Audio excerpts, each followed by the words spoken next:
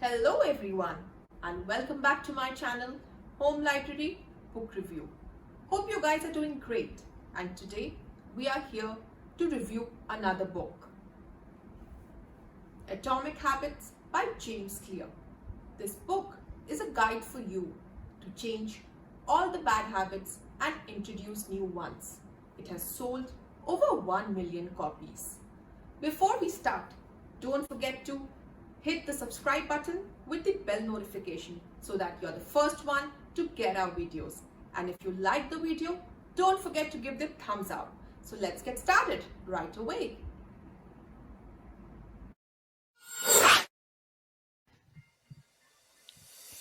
Welcome to Home Library Book Review, where we select a book right from the shelf and explain its learning through easy to understand text, graphics, examples, and animation, along with discussion with family members.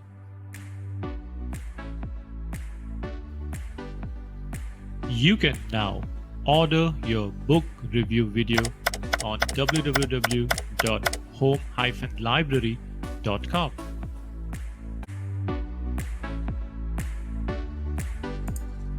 Today, we're going to be reviewing Atomic Habits by James Clear. This book has sold over 1 million copies worldwide. This book comes with the ideology that small changes will have a transformative effect on your career, your relationship, and your life. This book is also a guide. You need to break bad routines and make good ones. To be able to cover all the ideas of this book, we have divided this review into 4 parts, and this is part 3 of 4. Also, this book has Goodreads rating of 4 out of 5.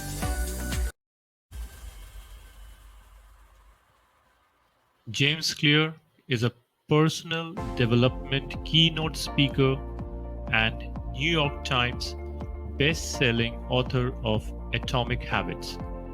His entertaining talks teach audiences about small habits, decision-making, and continuous improvement. He's a regular speaker at Fortune 500 companies, and his work has been used by teams in the NFL, NBA, and MLB.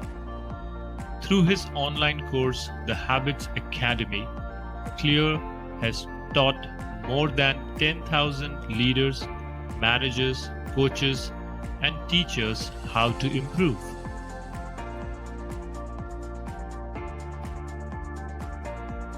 But before we begin, Arnav, can you tell me what are habits?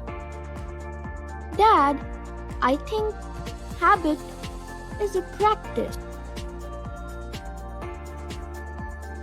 It can also be customs that we are used to by doing them over and over again. It could also be pattern that we form by doing repetitive tasks. It could also be routine that we are familiar with and want to do it over and over again. Or it could also be a manner in which we practice our thoughts. You know, there is a saying, if you take control of your habits, you take control of your life. I can't wait to review this book. How about you, Arnav? Dad, let's begin. Number 1. Walk slowly, but never backward. It is easy to get bogged down trying to find the optimal plan for change. The fastest way to lose weight, the best program to build muscle, the perfect idea for a side hustle. We are so focused on figuring out the best approach that we never get around to taking action. As it's been said, the best is the enemy of the good. Sometimes motion is useful, but it will never produce an outcome by itself. It doesn't matter how many times you go talk to the personal trainer, that motion will never get you in shape. Only the action of working out will get the results you are looking to achieve. But if motion doesn't lead to results, why do we do it? Sometimes we do it because we actually need to plan or learn more. But more often than not, we do it because motion allows us to keep and feel like we're making progress without running the risk of failure. Most of us are experts at avoiding criticism. It doesn't feel good to fail or to be judged publicly, so we tend to avoid situations where that might happen. And the biggest reason why we slip into motion rather than taking action is because we want to delay failure. Motion makes you feel like you're getting things done, but really you're just preparing to get something done. When preparation becomes a form of procrastination, you need to change something. You don't want to merely be planning, you want to be practicing. So if you want to master a habit, the key is to start with repetition, not perfection. You don't need to map out every feature of a new habit. You just need to practice it. Habit formation is the process by which a behavior becomes progressively more automatic through repetition. The more you repeat an activity, the more the structure of your brain changes to become efficient at that activity. There is nothing magical about time passing with regards to habit formation. It doesn't matter if it's been 21 days or 30 days or even 300 days. What matters is the rate at which you perform the behavior. You could do something twice in 30 days or 200 times. It's the frequency that makes the difference. Your current habits have been internalized over the course of hundreds, if not thousands of repetitions. So in practice, it doesn't really matter how long it takes for a habit to become automatic.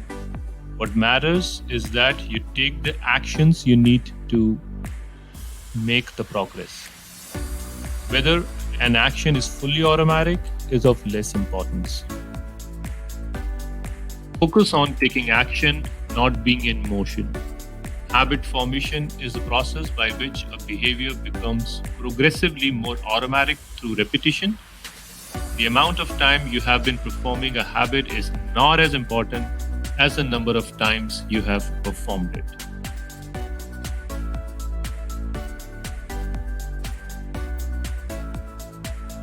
Number 2, the law of least effort. Every action requires a certain amount of energy. The more energy required, the less likely it is to occur. If your goal is to do 100 push-ups per day, that's a lot of energy. In the beginning, when you are motivated and excited, you can muster the strength to get started. But after a few days, such a massive effort feels exhausting. Meanwhile, sticking to the habit of doing 1 push-up per day requires almost no energy to get started. And the less energy a habit requires, the more likely it is to occur. Look at any behavior that fills up much of your life, and you will see that it can be performed with very low levels of motivation. Habits like scrolling on your phones, checking emails, and watching television steal so much of your time because they can be performed almost without effort. They are remarkably convenient. In a sense, every habit is just an obstacle to getting what you really want. Dieting is an obstacle to getting fit. Meditation is an obstacle to feeling calm. Journaling is an obstacle to thinking clearly. You don't actually want the habit itself. What you really want is the outcome the habit delivers. The greater the obstacle that is, the more difficult the habit. The more friction there is between you and your desired end state. This is why it is crucial to make your habits so easy that you will do them even when you don't feel like it. If you can make your good habits more convenient, you will be more likely to follow through on them. But what about all the moments when we seem to do the opposite?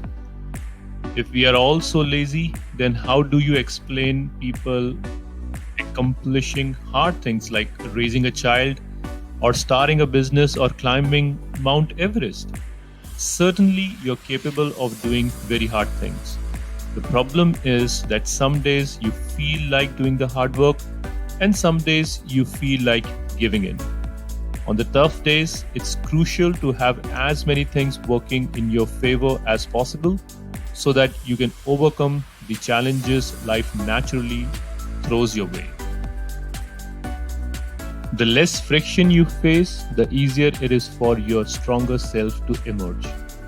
The idea behind Make It Easy is not only to do easy things. The idea is to make it as easy as possible in the moment to do things that pay off in the long run. So in this way, human behavior follows the law of least effort. We will naturally gravitate toward the option that requires the least amount of work. Create an environment where doing the right thing is as easy as possible. Reduce the friction associated with good behaviors. When friction is low, habits are easy. Increase the friction associated with bad behaviors. When friction is high, habits are difficult. Prime your environment to make future actions easier.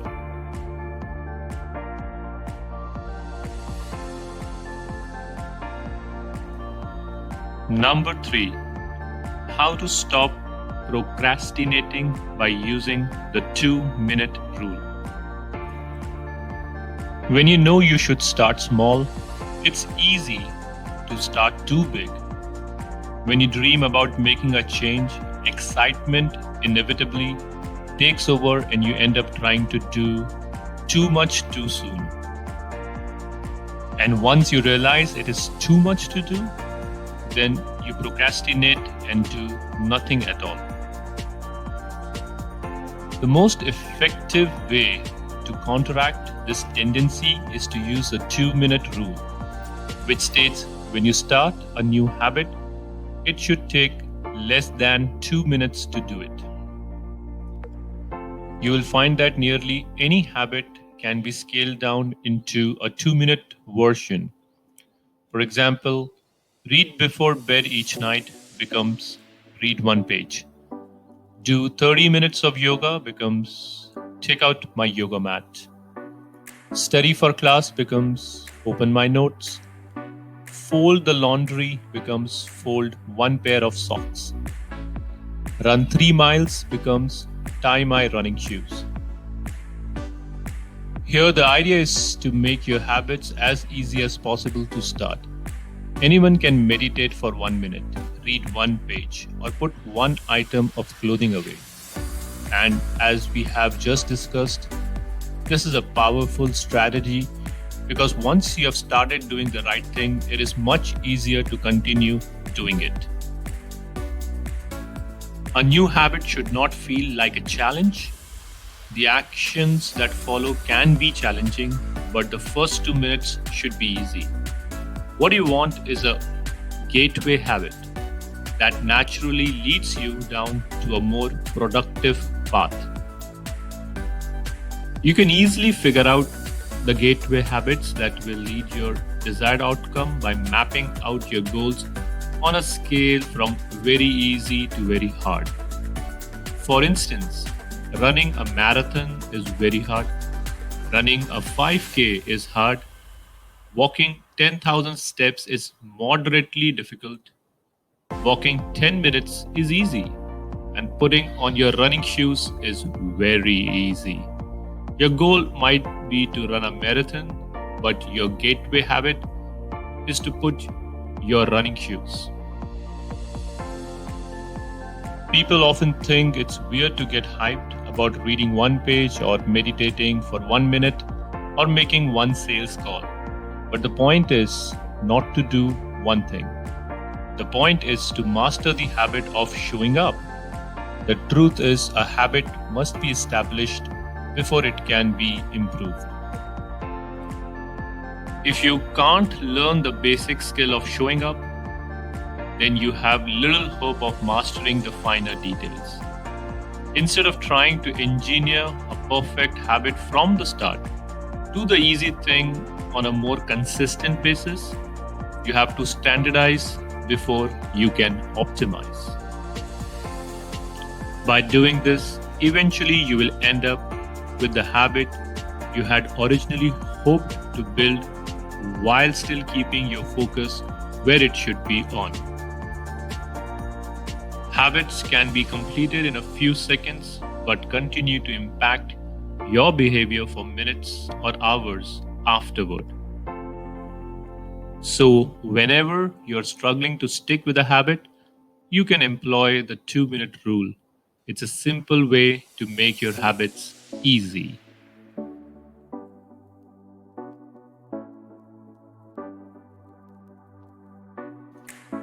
Number 4. How to make good habits inevitable and bad habits impossible. Sometimes success is less about making good habits easy and more about making bad habits hard. If you're struggling to follow through on your plans, then you can make your bad habits more difficult by creating what psychologists call a commitment device. A commitment device is a choice you make in the present that controls your actions in the future.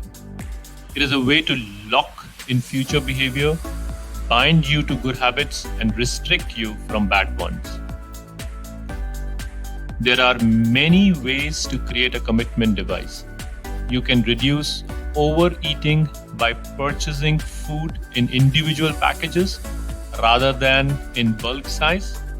You can voluntarily ask to be added to the banned list at casinos or online poker sites to prevent future gambling sprees.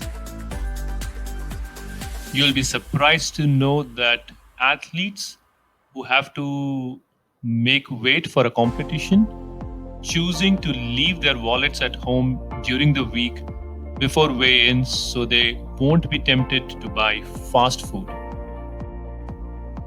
Therefore, commitment devices are useful because they enable you to take advantage of good intentions before you can fall victim to temptations.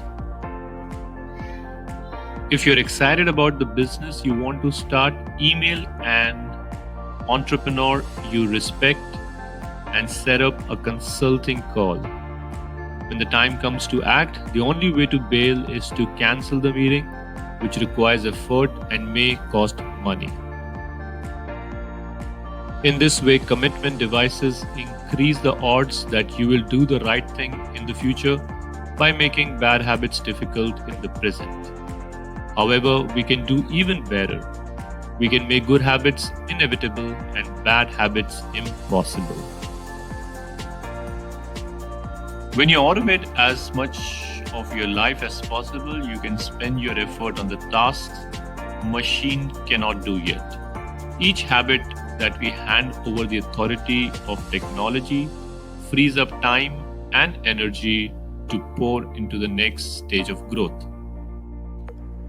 Technology creates a level of convenience that enables you to act on your smallest whims and desires. At a mere suggestion of hunger, you can have food delivered at your door. At the slightest hint of boredom, you can get lost into the vast expanse of social media.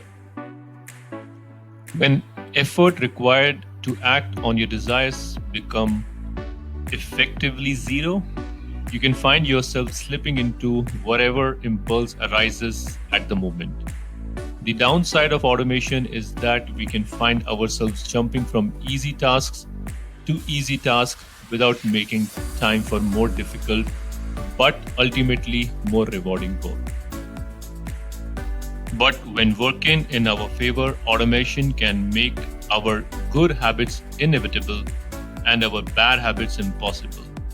It is the ultimate way to lock in future behavior rather than relying on willpower in the moment. By utilizing commitment devices, strategic one-time decisions, and technology, we can create an environment of inevitability.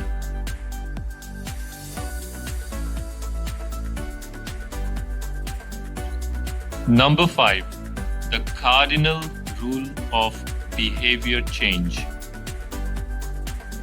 The vital thing in getting a habit to stick is to feel successful, even if it's in a small way. The feeling of success is a signal that your habit paid off and that the work was worth the effort. In a perfect world, the reward for a good habit is the habit itself. In the real world, good habits tend to feel worthwhile only after they have provided you with something. Early on, it's all sacrifice. You've gone to the gym a few times, but you're not stronger or fitter or faster, at least not in any noticeable sense. It's only months later, once you shed a few pounds or your arms gain some definition, that is it when it becomes easier to exercise for its own sake. In the beginning, you need a reason to stay on the track. That is why immediate rewards are essential. They keep you excited while the delayed rewards accumulate in the background. It is worth noting that it is important to select short-term rewards that reinforce your identity rather than ones that conflicts with it. Buying a new jacket is fine if you're trying to lose weight or read more books, but it doesn't work if you're trying to budget and save money. Instead, taking a bubble bath or going on a leisurely walk are good examples of rewarding yourself with free time, which aligns with your ultimate goal of more freedom and financial independence. Eventually, as intrinsic rewards like a better mood, more energy, and reduced stress kick in, you will become less concerned with chasing the secondary reward. The identity itself becomes the reinforcer. You do it because it's who you are and it feels good to be you. The more a habit becomes part of your life, the less you need outside encouragement to follow through. Incentives can start a habit, identity sustains a habit. It takes time for the evidence to accumulate and a new identity to emerge. Immediate reinforcements help maintain motivation in the short term while you're waiting for the long-term rewards to arrive. In summary, a habit needs to be enjoyable for it to last. Simple bits of reinforcement like soup that smells great or toothpaste that has a refreshing mint flavor or seeing $50 hit your saving accounts can offer the immediate pleasure you need to enjoy a habit. And change is easy when it is enjoyable. Therefore, to get a habit to stick, you need to feel immediately successful, even if it's in a small way. By making efforts to increase the odds that a behavior will be performed this time helps you to increase the odds that a behavior will also be repeated next time.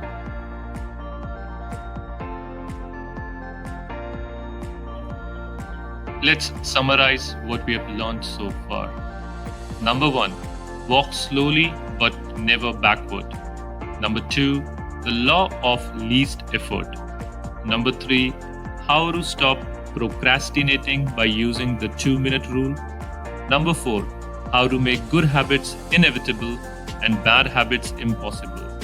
And number 5, the cardinal rule of behavior change. Thank you for watching our video. Please like, subscribe and put comments. Your comments will help us to know what you would like us to work on. And also don't forget to click on the bell notification button so that you are the first one to get more videos like this. Until next time, take care and bye.